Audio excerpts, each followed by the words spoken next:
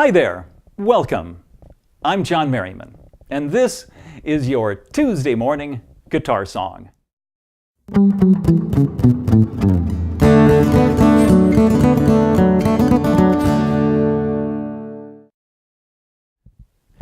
If I was a religious guy, I would say that Stevie Wonder is an angel. I would say that he's an angel of joy, that he came to this world to show us that if you just keep a positive attitude and respect for your fellow men, that you will overcome any obstacle. That if you stay true to those inner visions and are willing to walk your talk, you will change the world.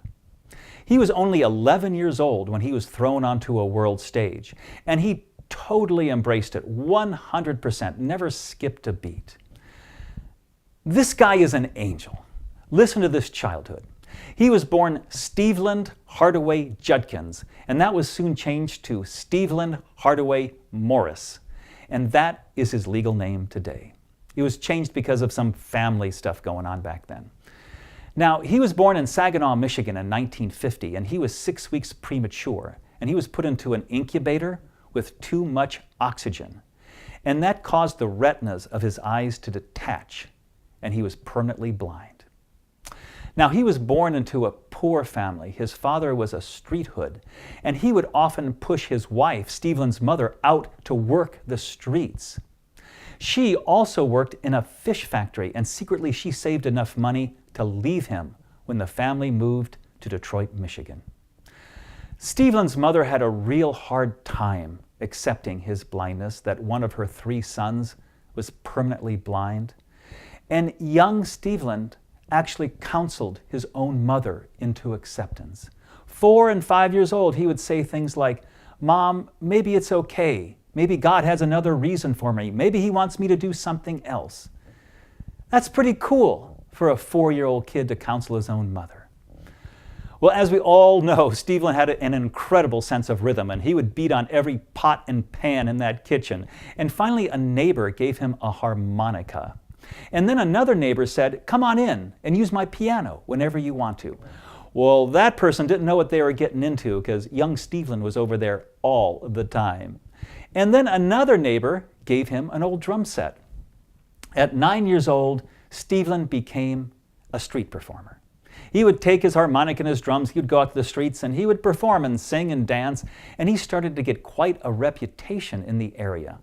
Plus, he went to school with a younger brother of Ronnie White. Now, Ronnie White was a singer with the Miracles in Detroit. That would be Smokey Robinson and the Miracles. And Ronnie White was so fascinated by these tales of this young street performer he was hearing from his younger brother that he went down to see him, and he was blown away. He was so impressed that he arranged an audition for Steveland with the young Motown Records and its owner, Berry Gordy. Well, Steveland Hardaway Morris walked into Motown Records, and he walked out as little Stevie Wonder. During that audition in the recording studio, he played every instrument. He sang, he played the drums, the piano, the harmonica, and Berry Gordy exclaimed, "My God, this little kid is a wonder!" It stuck. He became Little Stevie Wonder. Motown Records back then offered him a contract at 11 years old, and he was like a hit factory. It took total control of its artists' lives. It molded them and shaped them. It dressed them. It told them how to act in public, and it turned them into a polished performer. And it did the same thing with Stevie Wonder. They got him a tutor, and they put him and the tutor on the road so he didn't have to go to school. And they went around the country in a bus with the Motown Revue. All the great Motown stars back then, Diana Ross, Marvin Gaye, Tammy Terrell, the Foundations, the Four Tops, they'd all travel in the bus as the Motown Revue and play around the country. And every night, little Stevie Wonder would steal the show. He would just whip that crowd up into a frenzy, and nobody wanted to come on after him. He had his first hit at 13 years old with Fingertips. By 14 years old, he dropped the little. "I'm no longer little Stevie Wonder, I'm just Stevie Wonder." 16 years old, he finally could get a high school diploma because he worked with his tutor, and by then he had 12 albums and 8 top 10 hits. And then at 21, he went through a maturing process. He became of age, and he started wanting to do the songs that were personal to him, that he was hearing in his heart and soul. And Motown Records would have none of it. They just wanted hits, hits only. So he was 21, he broke his contracts, and he left Motown. Berry Gordy, the owner, almost had a heart attack. That was a big portion of his income just walking out the door.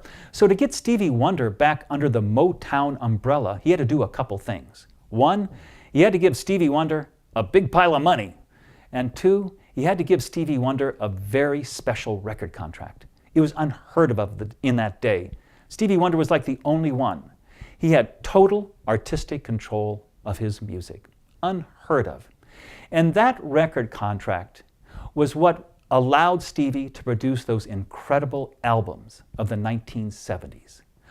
Intervisions, Talking Books, Songs in the Key of Life. They had a profound effect on people. They were from like Stevie's soul. It's like the angel of music had finally come to the earth fully. Well, Stevie is still active today in music. He's still recording, and he's still the angel of music. Plus, Stevie is the topic of your Tuesday morning fun fact.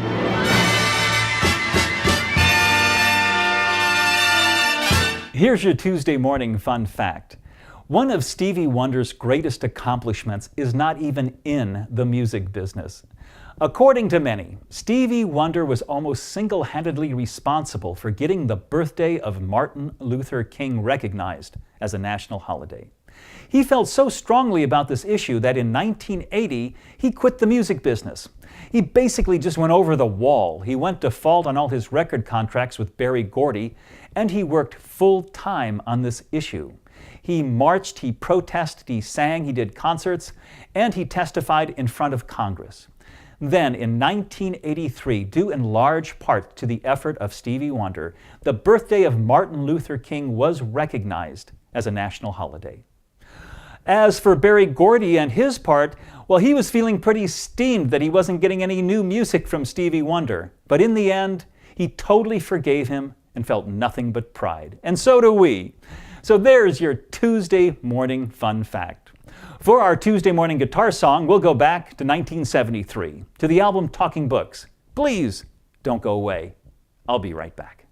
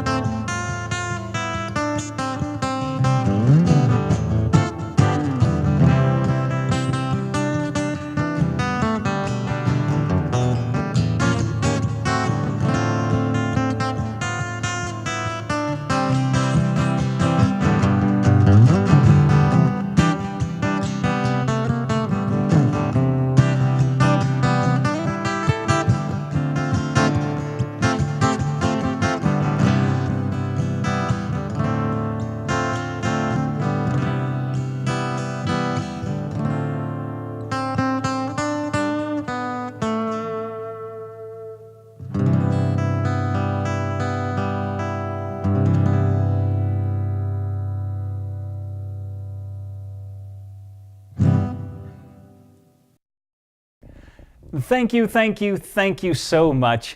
If you know somebody who likes guitar music, please send the show along to them. Hit the like button and share it on your social media.